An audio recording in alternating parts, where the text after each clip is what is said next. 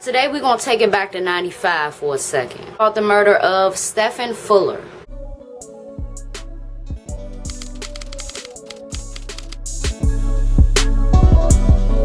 What's up, y'all? It's your girl B Octavia and I am back with another video.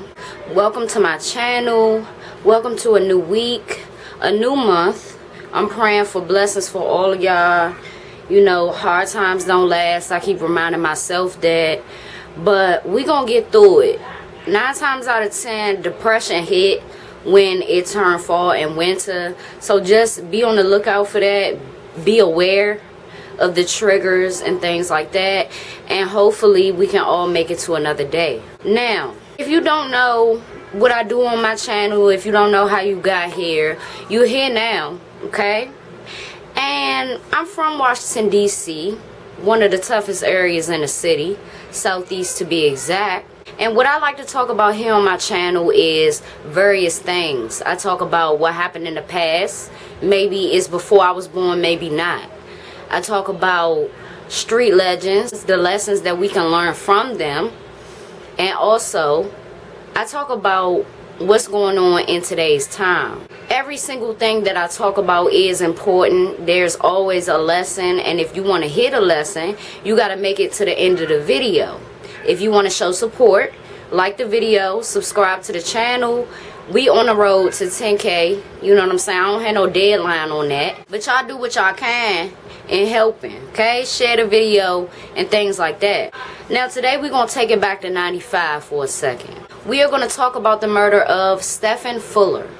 Stephen Fuller was a carryout owner in one of the roughest areas in Southeast. July 7th, 1995, the owner of a Southeast Washington, D.C. carryout restaurant was fatally shot in a shopping center parking lot. 28-year-old Stephen Fuller was the owner of Margaret's Variety, located on the 1500 block of Good Hope Road, Southeast. Police say Mr. Fuller had been shot multiple times in the upper body at the Skyland Shopping Center, which is roughly 5 to 10 minutes away from his business, depending on if you walk or you drive. From the wounds that Mr. Fuller suffered, they concluded early on that his murder gave every indication of an execution. Shortly after 8 a.m. on the morning of the murder, Stephen was standing next to his van when he was shot. Police found cartridge casings close to his body, which suggests he was shot close range. Stephen Fuller was swiftly taken to General Hospital, where he was pronounced deceased at 8:27 a.m. July 7th, 1995. Stephen Fuller named his restaurant after his mother, and he opened this restaurant 7 months before his passing. According to his friends and family, he would often hire a lot of guys who were freshly released from prison, taking a chance on them, etc.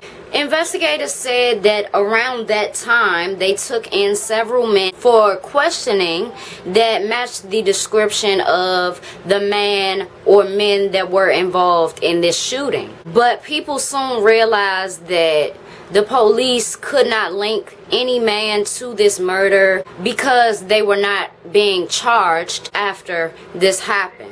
Stephen Fuller graduated from Anacostia High School in 1985, and like I told y'all, only 7 months after opening this restaurant that he dedicated to his mom, he tragically got killed. The motive for the shooting remained unclear, just like a lot of murders that happen in the city, but I think that a part of investigative work is taking into account what the family and friends is saying, and what they are saying can lead you in several different directions.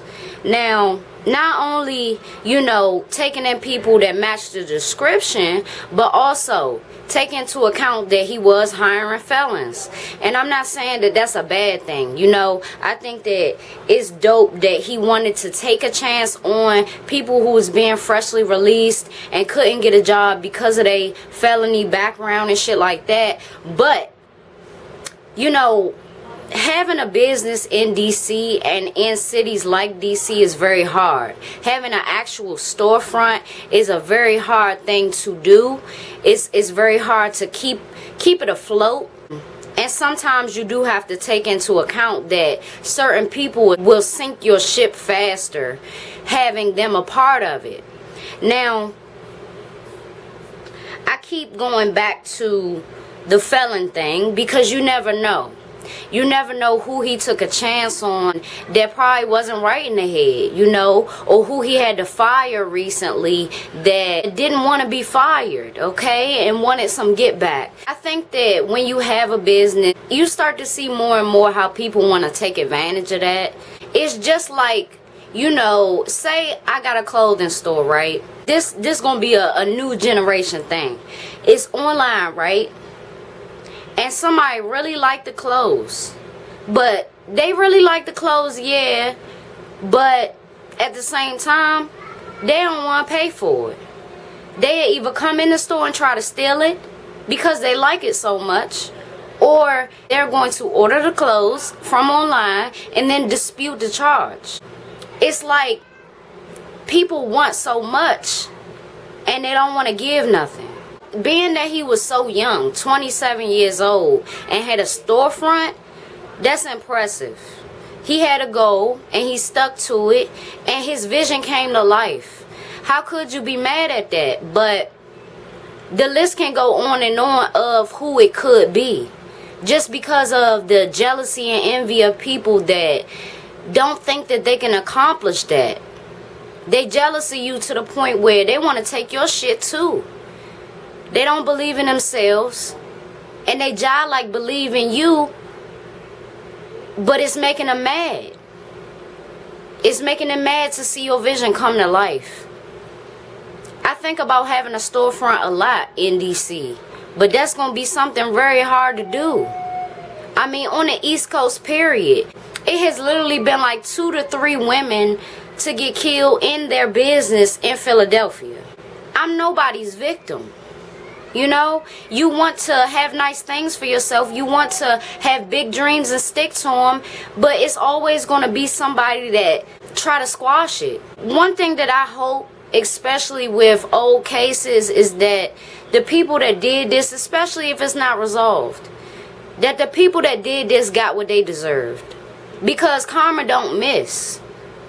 And that's what a lot of people that's out here with that jealousy and envy don't realize. It's going to always come back to you. Or it's going to come back to somebody you love. And it ain't their fault, but it's yours. You know? Karma don't miss. I think that trying to help people and trying to like extend your help, like extend your hand on how you're helping them, it does affect your life. It does. It affects your life and it affects your well-being. It affects your survival.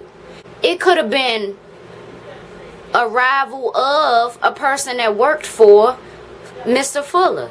The list goes on and on, but it's all about the police making those lists.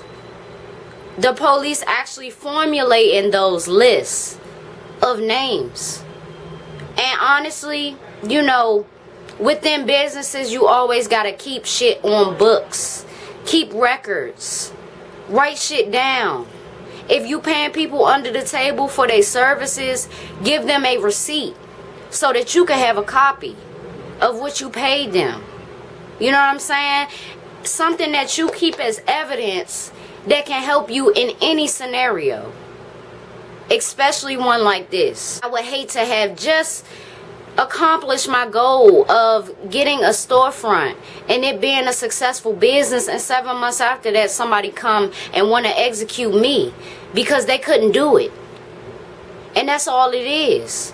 Yeah, it could be deeper than that, but you can't do it. It takes a certain special person to be successful. And I think that the killers and the people that's out here doing foul shit know that. You gotta know that. Because you're not there. The envy and jealousy in DC, it's always been the same. You know that saying, keep the same energy they do. They damn sure do.